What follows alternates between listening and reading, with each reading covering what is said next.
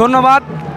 আজকে ঐক্য সংগ্রাম ও গৌরব ঐতিহ্যের 34 বছর পূর্তিতে বাংলাদেশ ছাত্রমন্ত্রী রাজশাহী মহানগরের উদ্যোগে আমরা শোভাযাত্রা করেছি কিছুক্ষণের মধ্যে, এবং আমরা আজকের এই বাংলাদেশের ছাত্র সমাজকে বলতে চাই, বর্তমান শিক্ষা প্রতিষ্ঠানগুলোতে যেইভাবে দুর্নীতি, সন্ত্রাস এবং সাম্প্রদায়িক শক্তির যেই মাথাচাড়া দিচ্ছে, বাংলাদেশ ছাত্রমন্ত্রী বরাবরই সে তার বিরুদ্ধে লড়াই করে গেছে, তার বিরুদ্ধে আগামী দিনে লড়াই করবে।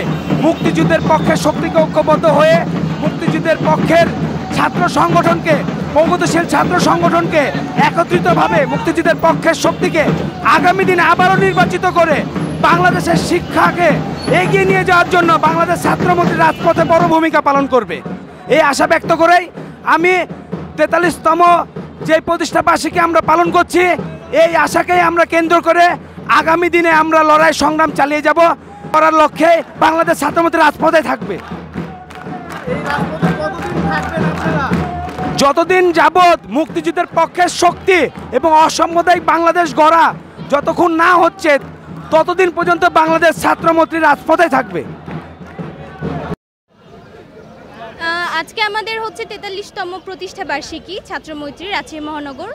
আর আমাদের হচ্ছে বাংলাদেশ ছাত্রমৈত্রীর যেটা লক্ষ্য, সেইটা হচ্ছে অসাম্প্রদায়িক বাংলাদেশ গড়ে তোলার লক্ষ্যে আমাদের বাংলাদেশ ছাত্রমৈত্রী প্রতিষ্ঠিত হয়েছিল।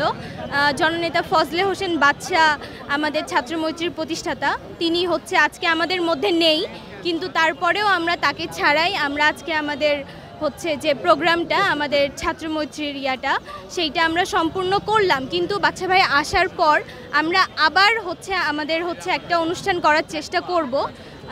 আজকে হচ্ছে আমাদের অনুষ্ঠানটা ভালোভাবে সম্পূর্ণ হয়েছে আশা করছি আমরা।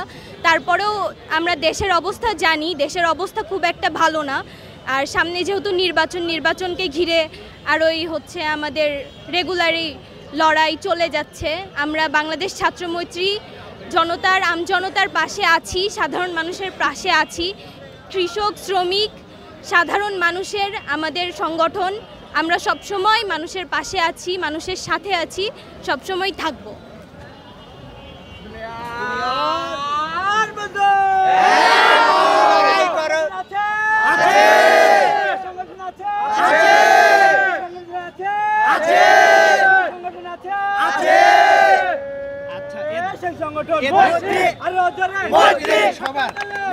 হ্যাঁ, এই দাবি আমাদের সবার। আমরা ছাত্রমৈত্রীর যতজন আছি আমরা সবাই সংগঠনের মধ্যে, আমাদের সবার একটাই দাবি, আমজনতার পাশে আমরা আছি। আমজনতার জন্য আমরা রাজপথে ছিলাম সব সময়। আমরা করোনার সময়ও থেকেছি, রাস্তায় পুলিশ ছিল আর আমরা দাঁড়িয়েছিলাম, জামিল ব্রিগেড, তাছাড়া কেউ ছিল না। আমরা সব সময় থেকেছি, আমরা থাকবো।